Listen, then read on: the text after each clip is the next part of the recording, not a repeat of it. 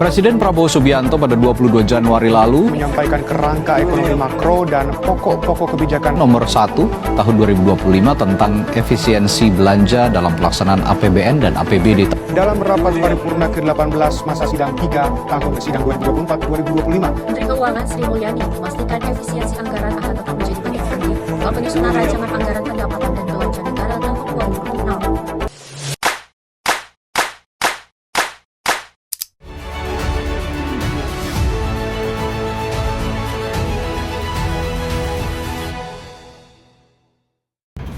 Halo semuanya, selamat datang di Ngobrak, yaitu podcast tentang kita di sini akan mengobrak-abrik nih efisiensi anggaran daripada pemerintahan nih. Di sini kita akan membahas sebuah kementerian yang tentunya sangat disukai oleh anak muda, yaitu Kementerian Pemuda dan Olahraga atau Kemenpora. Nah, sebelum itu perkenalkan saya Muhammad Rafi Ferdinanda akan memandu jalannya podcast pada hari ini. Oke, di sini juga aku nggak bakal sendiri. Di sini aku bersama 4 narasumber hebat. Mungkin aku mau minta kenalan nih dari yang di sini, boleh? Hai, halo semuanya. Perkenalkan, nama aku Anggis Amelia Putri.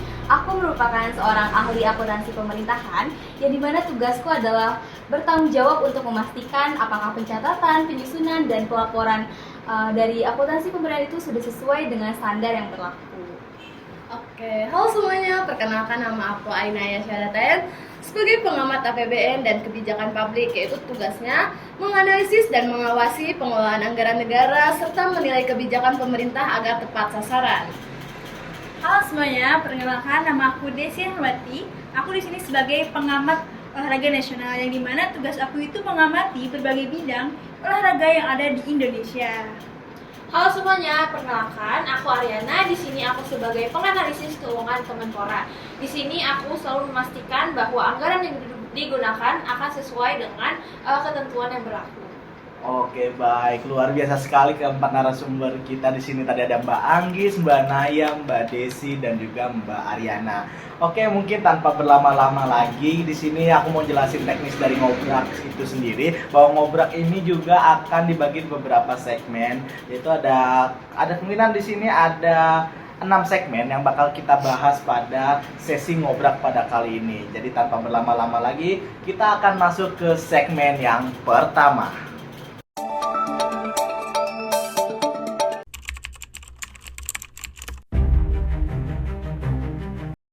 Selamat datang di sini, kita akan memasuki segmen yang pertama nih. Dimana segmen pertama ini kita mungkin sebelum ke inti pembahasan yaitu tentang anggaran Kemenpora, kita kenalan dulu nih bagaimana sih terkait dengan akuntansi di pemerintahan ini. Mungkin boleh dijelaskan oleh Mbak Agis selaku akuntan pemerintahan.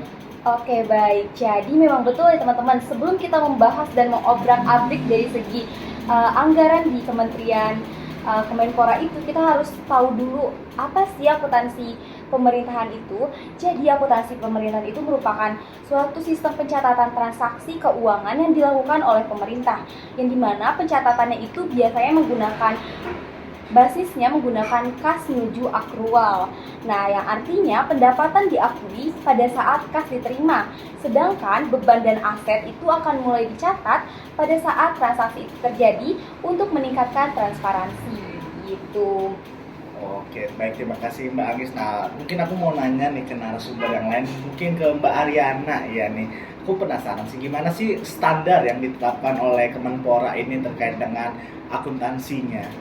Mungkin untuk sistem pemerintahan yang dilakukan oleh Kemenpora sendiri itu diatur lewat sistem standar akuntansi pemerintah atau SAP. Jadi setiap instansi harus bikin laporan keuangan melalui standar akuntansi yang sudah ditetapkan oleh pemerintah, yaitu SAP sendiri itu, Mas Afif. Oke, baik, terima kasih Mbak Ari. Mungkin aku mau nanya juga nih yang terakhir ke Mbak Naya ya, terkait dengan aku tuh pernah dengar kalau sebenarnya pemerintahan itu baik di pusat ataupun di daerah itu punya sebuah aplikasi nih terkait dengan pencatatan akuntansinya. Nah, mungkin aku pengen nanya sih dari Mbak Naya ini terkait dengan Kemenpora ini juga menggunakan tidak sistem seperti aplikasi tersebut. Oke, jadi di sini kita pakai aplikasi kayak Seiba. Seiba itu kayak sistem akuntansi instansi berbasis aktual, yaitu kayak buat akuntansi berbasis aktual dan laporan keuangan dikonsolidasi secara nasional, seperti itu. Iya sih, saya setuju banget dengan adanya aplikasi itu karena kenapa? Ketika ada belanja atau pengeluaran yang berkaitan dengan pembangunan, mungkin kalau konteksnya Kemenpora itu pembangunan stadion dan juga pelatnas itu semuanya harus dilakukan pencatatan dengan baik dan sesuai dengan prosedur dan juga dilaporkan gitu. Oke, baik. Ternyata cukup rumit juga ya terkait dengan akuntansi pemerintahan di Kemenpora ini. Tapi di situ juga menutup nih segmen pertama. Mungkin aku sedikit nge-review singkat sebentar bahwa tadi pemerintahan ini menggunakan basis kas menuju aktual ya. Terus juga ada standar-standar yang ditetapkan seperti dalam standar akuntansi pemerintahan, dan aplikasi yang digunakan itu namanya Saiba ya. Tadi itu sistem akuntansi instansi berbasis aktual. Iya, betul sekali. Oke, baik. Mungkin itu juga tadi menutup segmen pertama kita pada hari ini. Kita akan lanjut ke segmen yang kedua.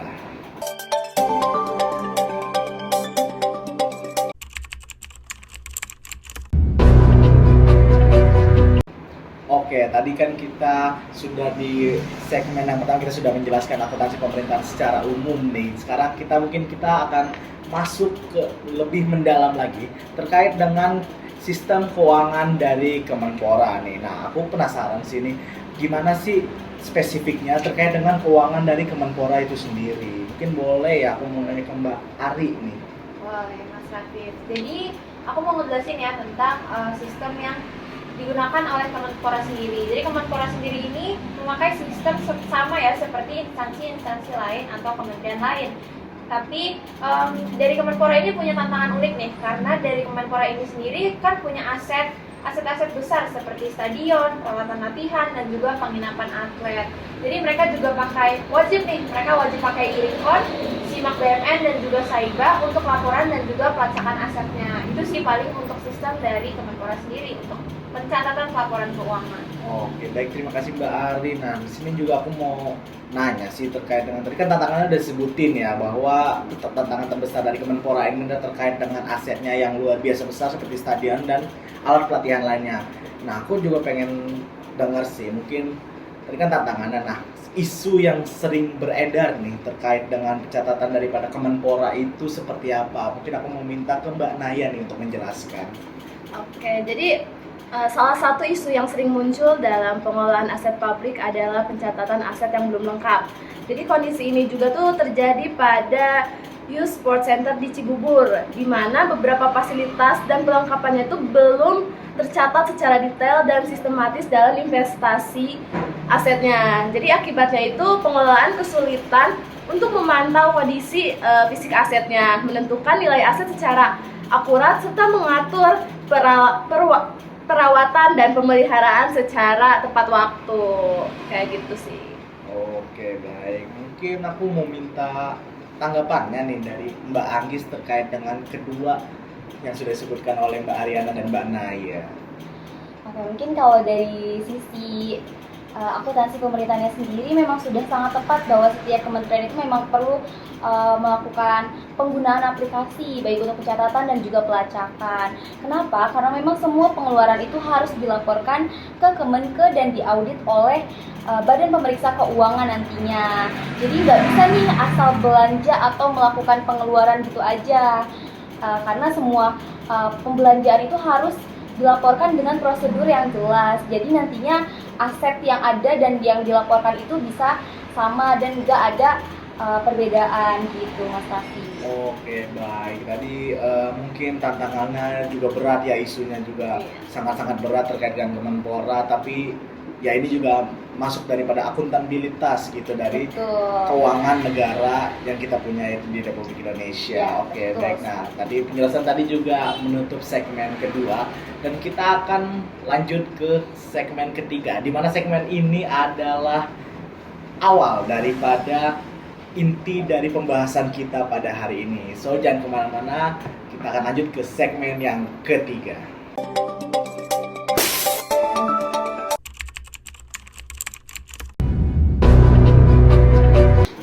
Halo semuanya, kembali lagi ke Ngobrak. Di sini kita akan masuk ke segmen yang ketiga, di mana segmen yang ketiga ini adalah inti nih, awal daripada inti pembahasan kita pada hari ini nih. Nah, segmen ketiga ini di sini kita akan membahas anggaran Kemenpora yang kena potong sebesar 1,4 triliun nih. Waduh. Wow, angka yang wow. Iya, sangat wow, sangat besar nih.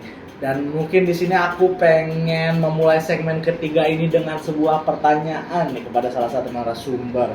Aku mau nanya ke Mbak Naya deh, Mbak Naya nih. Boleh. Mungkin pertanyaan yang aku lontarkan cukup 2 kata aja. Cukup 2 kata. Kok bisa? Padahal yang kita tahu Kemenpora ini ataupun daripada sektor olahraga ini memberikan prestasi yang sangat cemerlang bagi Indonesia, memberikan sebuah kebanggaan sendiri ke Indonesia nih, dimana kayak contohnya SEA Games kita tahu bahwa Indonesia tuh meraih banyak medali, terus juga dari sepak bola kalau kita sudah lolos ke perempat satu semifinal kualifikasi Piala Dunia. Tapi kenapa pada tahun ini bisa kena potong anggaran nih Mbak Naya? Kok bisa? Mungkin ini bagian dari pemerintah pusat ya, melakukan penyesuaian lagi gitu loh, supaya memfokuskan pada program-program prioritas nasional gitu. Tujuannya tuh agar penggunaan anggaran lebih efektif dan tepat sasaran, sehingga hasil pembangunan tuh dapat lebih maksimal dan dirasakannya tuh bukan sama kita aja, tapi sama masyarakat pun dirasakan. Nah, akibatnya itu juga alokasi anggaran ke beberapa kementerian tuh disesuaikan lagi. Jadi kementerian dengan program yang lebih matang tuh mendapatkan dana lebih besar gitu loh. Sementara yang tidak prioritas itu dialokasikan lebih kecil lagi gitu. Wah, topiknya sebenarnya aku jam-jam ini ya Mas nih. Boleh, silakan Mbak Anggis. Oke, jadi sebenarnya ya teman-teman dan rekan-rekan semuanya perlu digarisbawahi nih bahwa pemotongan anggaran ini bukan semata-mata untuk mengurangi biaya belanja, untuk memotong anggaran, untuk meng-cut uang yang diberikan kepada masing-masing kementerian, tapi sebenarnya pemotongan anggaran ini itu lebih ke arah efisiensi dan juga prioritas penggunaan dana dari negara kita. Jadi betul banget kayak yang tadi Mbak Naya bilang ya, Iya, kalau betul banget. yang sedang diprioritaskan itu adalah program-program dengan skala nasional yang pemanfaatannya itu bisa dirasakan oleh banyak masyarakat luas, karena pemerintah itu ingin memastikan nih setiap rupiah yang dialokasikan, yang dikeluarkan itu dapat memberikan hasil yang maksimal dan juga sesuai dengan target dari pembangunan nasional begitu. Ya, itu betul banget. Tapi ya Mbak Anggis, ini kan anggaran untuk Kemenpora sendiri. Cuman dari Kemenporanya sendiri ini pasti ngerasa banget efeknya tuh bakal berasa banget. Kenapa? Karena Kemenpora ini pasti kan punya banyak rencana ataupun program-program yang emang pengen dilaksanain. Contohnya kayak pelatnas, kompetisi, ataupun pembangunan sarana. Dan itu pun dari efisiensi anggaran bakal bisa dibilang men-stop dan menghambat lah gitu. Untuk yang dikatakan Bari itu contohnya seperti apa ya? Nah, contohnya tuh kayak jumlah cabang olahraga pada SEA Games 2025 ini harusnya sih dikurangi karena ada efisiensi anggaran ini. Menpora bilang nggak bisa lagi nih jor-joran untuk mengirim atlet. Wah, serius, berarti untuk tahun ini atlet itu dikurangi ya, kayak tidak sebanyak dulu. Karena kita tahu bahwa SEA Games yang dulu itu adalah mengukur untuk progresnya para atlet kita. Dan kita tahu juga bahwa apabila tiba-tiba gitu gak jadi, apa nggak semangat gitu untuk para atlet, apalagi untuk cabur-cabur yang masih perlu untuk dikembangkan gitu. Benar. Ya, pasti akan sangat disayangkan ya. Iya sih, tapi kan sebelumnya tuh kan udah dijelaskan ya. Tadi kan alokasinya itu bisa dipakai secara dirasakan gitu loh, secara merata dan secara dirasakannya tuh secara masyarakat gitu loh. Jadi masyarakat tuh bisa gitu loh menyoba gitu loh. Kan ada contohnya ya kan. Sebentar. Oke, baik. Tampaknya pembahasan ke segmen ketiga ini cukup panas ya. Padahal ini masih awal loh pembahasan intinya. Tapi udah panas banget. Tapi aku di sini mau sedikit nge-review singkat lah terkait dengan segmen ketiga ini. Anggaran dari Kemenpora dipotong 1,4 triliun tadi dijelaskan oleh Mbak Naya dan Mbak Anggis ini karena memang untuk lebih mengefektivitaskan daripada alokasi anggaran ini. Tapi tadi sudah dijelaskan oleh Mbak Ari dan juga Mbak Desi bahwa soalnya ini juga menemukan efek-efek negatif ya terkait dengan program-program yang sudah direncanakan oleh Kemenpora. Tadi salah satu contoh yang cukup besar bahwa pengurangan jumlah atlet yang dikirimkan untuk setiap cabang olahraga di SEA Asian Games gitu. Oke, mungkin juga tadi Mbak Naya bisa ditahan dulu karena itu nanti kita akan melanjutkan ke segmen berikutnya ya. Nah, tadi juga perdebatan tadi yang sangat panas juga menutup segmen yang ketiga dan mungkin kita akan lanjut ke segmen yang keempat.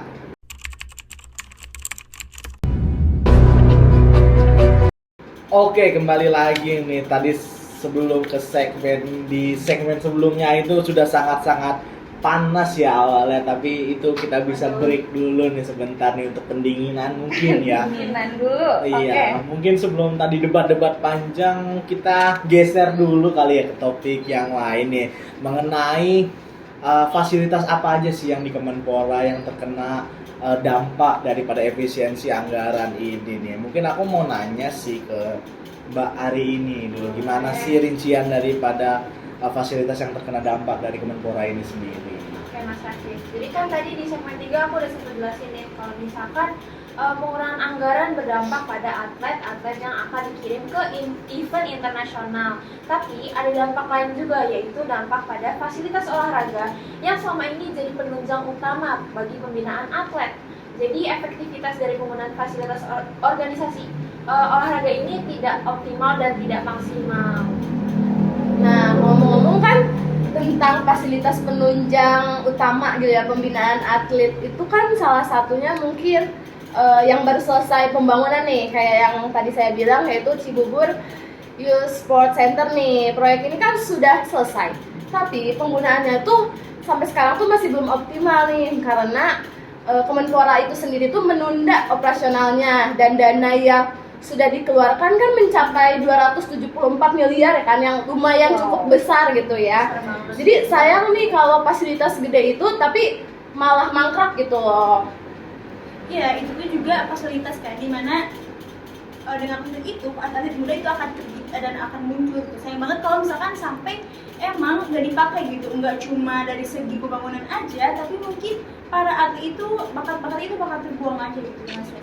Betul sih. Nah, mungkin kalau dari sisi akuntansi pemerintahan itu sendiri terkait fasilitas besar yang malah mangkrak ini tuh mungkin sangat amat disayangkan ya. Karena kenapa? Fasilitas seperti ini tuh harusnya masuk ke dalam program jangka panjang yang juga terintegrasi. Jadi mungkin itu bisa menjadi salah satu investasi juga bagi pemerintah apabila dapat dimaksimalkan untuk penggunaannya. Karena kalau misalkan nih ada pemotongan dana tanpa adanya perencanaan itu kan pemanfaatannya jadi kurang jelas. Nanti tentunya bisa jadi menimbulkan berbagai macam masalah lainnya gitu. Oke, baik, benar juga. Aku setuju sih tadi terkait dengan yang pertama mungkin ya. Nah, tadi kan udah disebutin juga sih sama Mbak Ariana nih terkait dengan Mbak Ariana dan Mbak Naya nih terkait dengan fasilitas yang tertunda itu salah satunya adalah tadi Cibubur Youth Sport Center ya. Pembangunan baru selesai tapi justru sekarang tuh tidak ada pengelolaannya lebih lanjut. Nah, mungkin aku mau nanya lagi sih terkait dengan fasilitas, ada lagi nggak sih terkait dengan yang mungkin tadi mangkrak ya ataupun sebagai terkait efisiensi? Sebenarnya ada sih Mas Raffi, itu Platnas, yaitu Pemusatan Latihan Nasional. Ini juga jadi sorotan belakangan ini karena ada isu yang berkembang bahwa Platnas dihentikan karena adanya efisiensi anggaran. Nah, tapi Bapak Dito selaku Menpora membantah itu. Ia bilang penghentian sementara itu adalah bagian dari evaluasi tahunan rutin, bukan karena pemotongan anggaran. Tapi kan kenyataannya kan banyak federasi olahraga yang merasakan dampaknya nih, kayak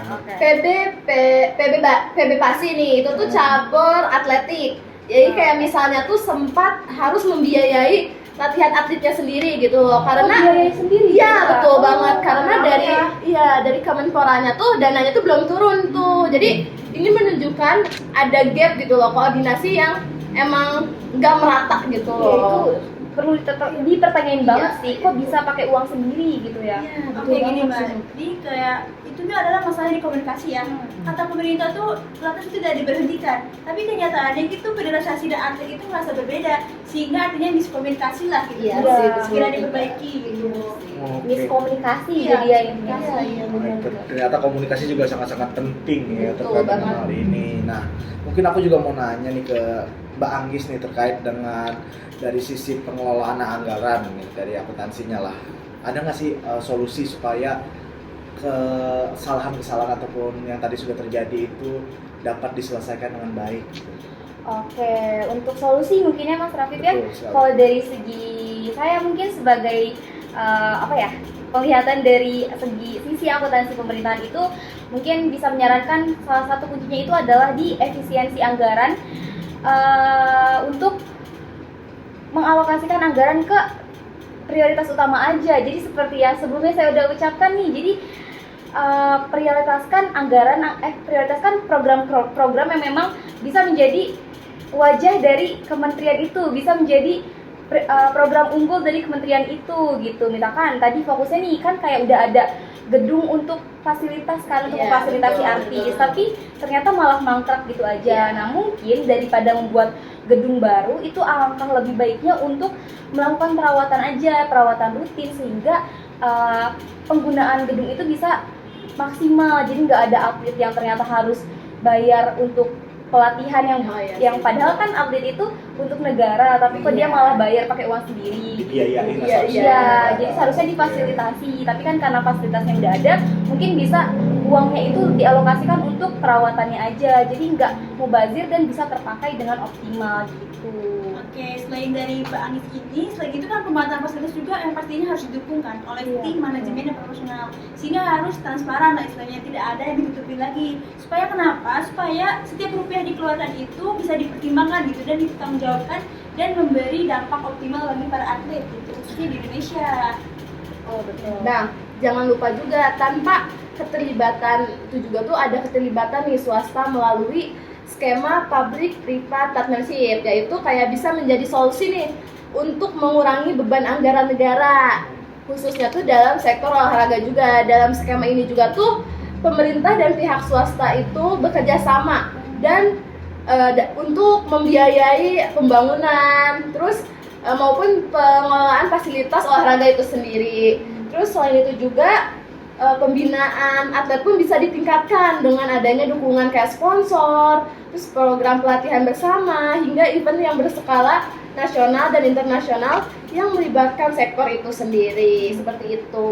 Ya, betul sekali ya yang dikatakan oleh Mbak Naya dan Mas ini, karena emang kayak fasilitas itu sangat penting banget ya, bukan hanya dari segi pembangunan saja, namun bisa jadi itu peluang bagi para atlet agar bakat-bakat itu tidak terbuang dengan sia-sia gitu. Oke, baik. Di sini aku mau bilang luar biasa banget sih daripada pernyataan daripada narasumber sendiri. Mungkin aku mau sedikit nge-review ya terkait solusi nih daripada efisiensi yang akan dilakukan oleh Kemenpora. Tadi Mbak Agis menyatakan bahwa alokasinya harus lebih tepat sasaran lah, harus lebih supaya nanti para setiap rupiah yang dikeluarkan itu tidak membazir gitu. Dan juga tadi Mbak Desi juga menjelaskan kalau manajemen juga harus tertib, harus sistematis dalam mengelola terkait dengan fasilitas itu sendiri. Dan tadi Mbak Naya juga mengeluarkan statement yang luar biasa bahwa kita diperlukan kolaborasi dan juga komunikasi terkait juga stakeholder terkait yang ada di negara ini. Tadi contohnya betul sekali. Betul. Sama dari kita melibatkan sektor swasta tuh nggak apa-apa ya demi membangun Indonesia yang lebih baik ke depannya. Bagus banget itu. Iya, terus juga tadi Mbak Desi juga pas terakhir juga saya setuju banget bahwa fasilitas ini sangat penting untuk menunjang perkembangan daripada atlet-atlet muda gitu. Oke, mungkin teman-teman sekalian di sini juga tadi sudah menutup segmen keempat tadi di mana tentang apa aja sih dampak daripada efisiensi anggaran ini. Mungkin kita akan masuk ke segmen selanjutnya yaitu segmen kelima.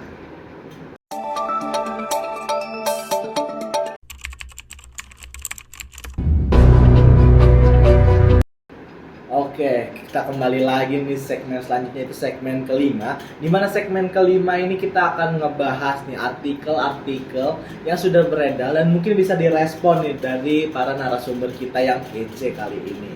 Nah, mungkin aku mau nanya dulu nih ke Mbak Naya.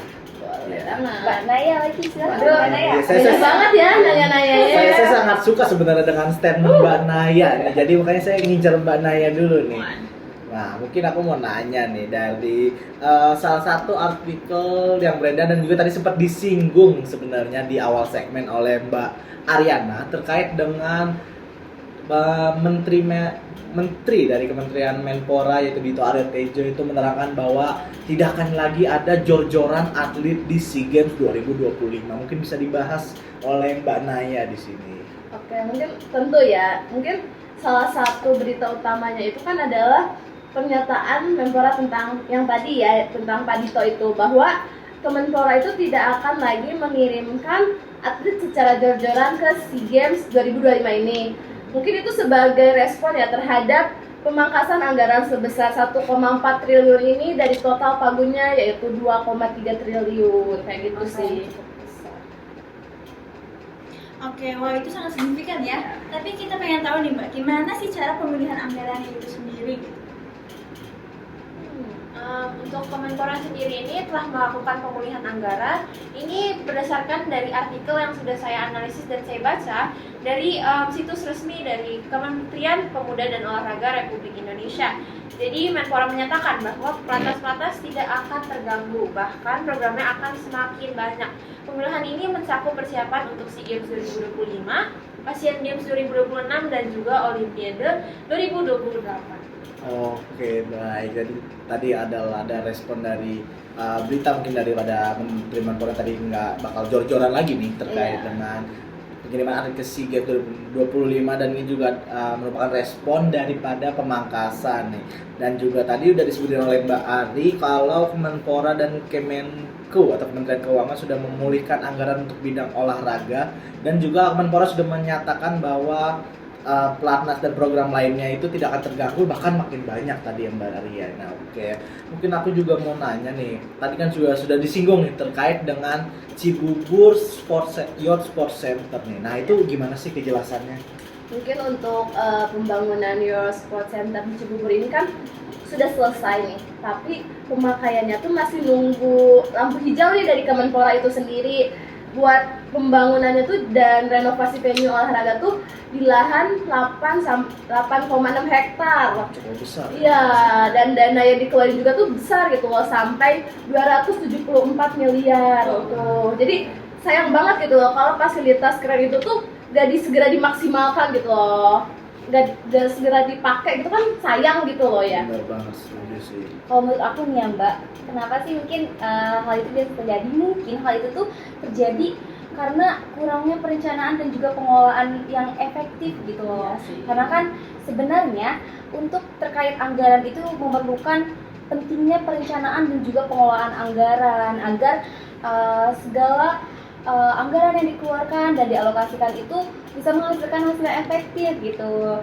Seperti misalkan fasilitas yang udah dibangunnya itu jadi nggak sia-sia dan kalau udah matang kan pas udah dibangun mungkin bisa cepat-cepat untuk diimplementasikan agar manfaatnya bisa segera dirasakan gitu. Oke, berarti dari Cibubur Youth Sports Center ini sudah selesai dan menunggu lampu hijau Betul tadi banget, ya, dari daripada Menporanya. Menpora, iya. Udah lampu kuning mungkin sekarang. Iya, lampu hijau. Tinggal digas aja. Iya, Ya. betul banget Mungkin itu. kita bisa tunggu aja keputusan dari pada Kemenpora terkait Youth Sports Center yang ada di Cibubur. Nah, tadi juga segmen penjelasan tadi juga menutup segmen kita yang kelima terkait dengan jawaban-jawaban ataupun berita-berita daripada artikel dan juga daripada sosial media yang sudah beredar di mana-mana dan mungkin juga bisa udah terdengar daripada telinga para pendengar, tapi kita juga di sini juga untuk membalas respon tersebut. Nah, mungkin kita bisa lanjut nih ke segmen yang jujur cukup dari saya pribadi ini cukup seru karena kita akan mendengarkan opini. Penasaran ya? Penasaran banget. Oke, kita akan lanjut kepada segmen yang keenam.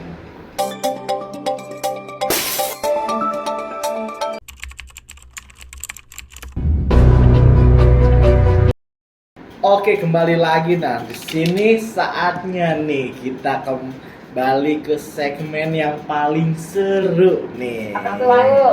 Yaitu segmen tentang pro dan kontra terkait dengan efisiensi anggaran di Kemenpora nih. Diuji kali nih opini kita. Betul banget. Aku pengen denger sih satu-satu nih gimana sih pendapatnya nih. Kan ada yang pro, mungkin ada yang kontra juga nih. Mungkin aku mau mulai kali ya. seperti biasa, aku pengen mulai dari Mbak Naya. Langsung banget. Kenapa nembak gitu ya? Mbak Naya. Ya, tadi kan Mbak Naya paling vokal nih. Nah, aku juga pengen dengerin sih pendapat dari Mbak Naya gimana. Mbak Naya, aku mau nanya dong. Sebenarnya dari Mbak Naya sendiri nih, Mbak Naya ini setuju nggak sih terkait dengan kebijakan yang dilakukan Kemenpora terkait dengan efisiensi anggaran? Oke, mungkin kalau dari sisi kebijakan sih saya setuju ya, karena efisiensi itu memang keharusan gitu loh. Negara kita kan punya banyak prioritas ya, kayak infrastruktur, kesehatan, pendidikan, kan semua itu butuh dana ya. Jadi setiap kementerian tuh memang harus siap gitu loh buat menyesuaikan anggaran itu sendiri kayak gitu. Setuju sih, karena kadang anggaran yang besar itu belum tentu efektif. Nih, kalau misalnya sistem pelaporannya itu lemah, pengawasannya itu kurang, kan akhirnya kita jadi nggak bisa mantau programnya kan. Nanti bisa jadi akhirnya tuh malah jadi pemborosan gitu. Nah, makanya efisiensi itu menjadi salah satu momentum perbaikan yang dilakukan oleh pemerintah tentang tata kelola anggaran itu sendiri. Iya nih, bener yang kata Bang Gis. Tapi Mbak, sekarang itu nggak bisa ya kalau tenaga itu dijadikan selalu menjadikan korban. Dimana kan kita juga tahu bahwa ini tuh olahraga soalnya nyangkut pautin dan membaik bangsa. Nah oleh sebab itu dan juga kesehatan ke depannya nih. Jadi ya tolong loh diprioritaskan gitu ya. Oke. Mulai panas itu. Sebenarnya sudah ada terlihat perbedaan opini di sini ya. Oke, mungkin aku mau nanya nih ke Mbak Ari nih. Mbak Ari tadi kurang vokal sih terkait dengan tadi yang pertama aku mau nanya ke Mbak Ari nih. Sebenarnya adil nggak sih efisiensi yang terjadi pada Kemenpora ini ataupun dengan sektor lainnya? Nah, itu dia. Menurut aku sih yang perlu ditekankan itu adalah asas keadilan anggaran. Jadi kalau misalkan efisiensi, berarti semua pihak harus dirugikan secara proporsional. Mungkin bisa diterima. Tapi kalau atlet yang sudah latihan bertahun-tahun, berusaha dengan semaksimal mungkin gitu, tapi tiba-tiba nggak dikirim, sementara pos lain tetap jalan, itu bikin tanda tanya nggak sih Mas Raffi? Besar itu. Tapi kan dalam efisiensi anggaran kan berbasis data kan sangat penting ya. Data-data itu pasti penting banget. Nah, beberapa program Kemenpora itu seperti kayak pelatihan kepemanduan seringkali tuh berulang-ulang gitu dengan peserta yang sama gitu tanpa seleksi atau rotasi gitu loh, sehingga kan dampaknya tuh minim dan tidak nyata ya. Jadi indikator keberhasilannya pun sering hanya kecil gitu loh, hanya jumlah pesertanya aja, bukan perubahan yang signifikan gitu loh di masyarakatnya. Dengan anggaran yang terbatas, program semacam ini sebaiknya dievaluasi sih, karena karena dananya pun bisa difokuskan gitu loh pada program yang lebih layak gitu loh ya, serta pembinaan atlet tuh berprestasi itu dan pengembangan fasilitas olahraga tuh lebih baik lagi gitu. Kalau dari sisi aku ya. Setuju sih Mbak, tapi jangan sampai ya justru itu berdampak langsung pada prestasi yang ada di seperti plastis tadi yang dikatakan oleh Mbak Ari dan pengiriman atlet yang dimana itu dipotong duluan gitu loh. Ingat ya kalau sekarang kita tuh kemarin udah membawa 69 medali loh di Asian Games di 2023. Nah kalau misalkan ini anggaran dipotong, aduh bisa-bisa kita di 2025 itu nggak bisa untuk mencapai seperti 2023 kemarin. Bisa jadi sih. Bisa jadi sih. Oke, mungkin karena udah agak panas sih teman-teman ya, jadi mungkin dari sisi aku sendiri tuh mau menegaskan lagi, mungkin mau ngasih tau lagi Kak, kalau efisiensi itu bukan sekedar dalam arti mengurangi angka ataupun nambah anggarannya, tapi efisiensi itu bisa dikatakan salah satu efisiensi yang cerdas. Yaitu gimana sih efisiensi cerdas itu? Efisiensi cerdas itu merupakan gimana sih cara kita mengelola anggaran agar bisa dialokasikan secara tepat untuk program-program yang memang penting gitu. Jadi kan memang dari setiap kementerian itu pasti punya program unggulan. Nah, dari program unggulan itulah yang bisa dialokasikan dananya. Mungkin dari Kemenpora bisa mengalokasikannya itu kepada kesejahteraan dari para atlet yang mungkin sudah membanggakan bangsa kita, seperti itu. Oke, baik. Tadi mungkin aku udah ngeliat nih ada opini-opini menarik nih terkait dengan keadilan daripada efisiensi anggaran nih. Nah, mungkin tadi kan lebih ke pro dan kontra ya teman-teman semua. Nah, sekarang aku mau nanya opini mereka pribadi, bukan pro dan kontra lagi, tapi memang dari lubuk hati yang dari paling dalam nih terkait dengan apa ya, bisa dibilang kemajuan atau perkembangan olahraga di Indonesia. Mungkin aku mau nanya dari Mbak Anggis dulu deh.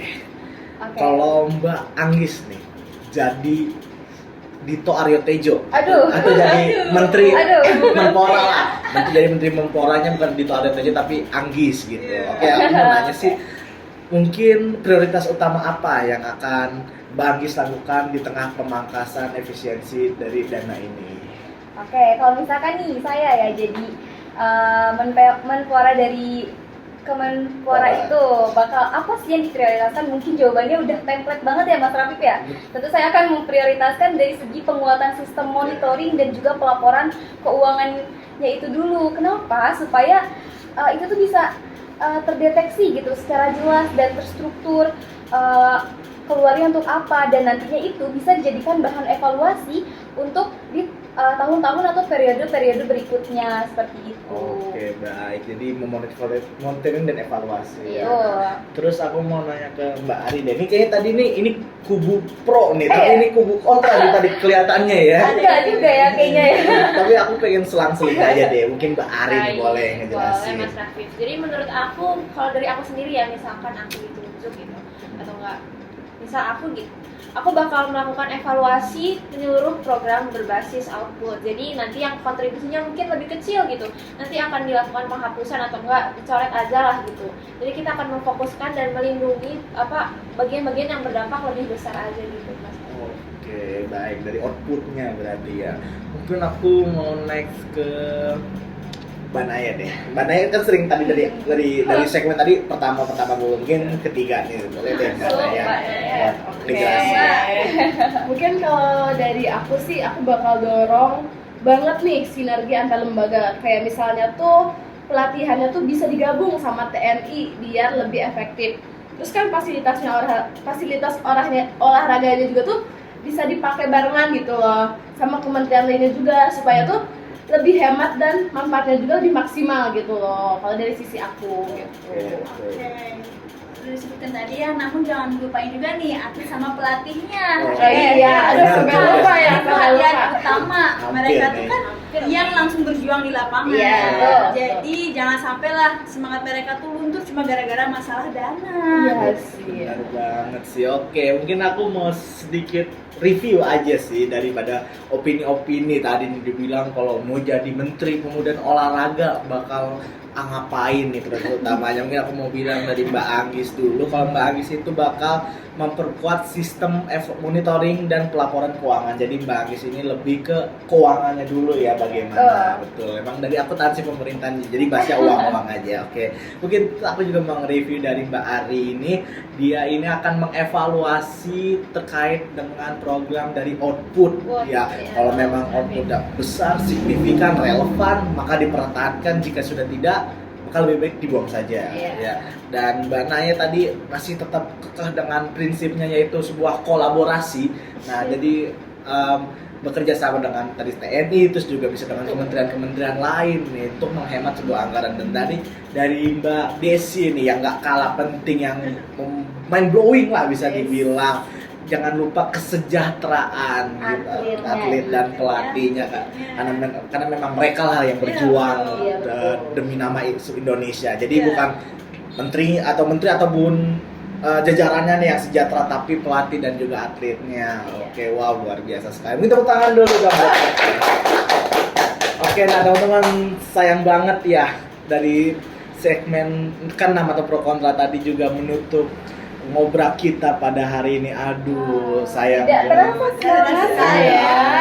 Tapi semoga tadi aku juga dapat banyak insight sih terkait dengan tadi udah kita bahas tentang akuntansi pemerintahan, sistemnya di Kemenpora seperti apa, anggaran yang dipotong seperti apa, dampaknya, terus juga tadi berita-berita isunya, artikel tersebut dan pro kontranya nih. Mungkin aku mau terima kasih banyak nih buat para narasumber yang sudah luar biasa. Mungkin kita bisa tutup aja kali ya sesi pada ngobrak hari ini nih. Nah, mungkin yang terakhir deh, aku mau minta closing statement Jadi dari mau minta apa?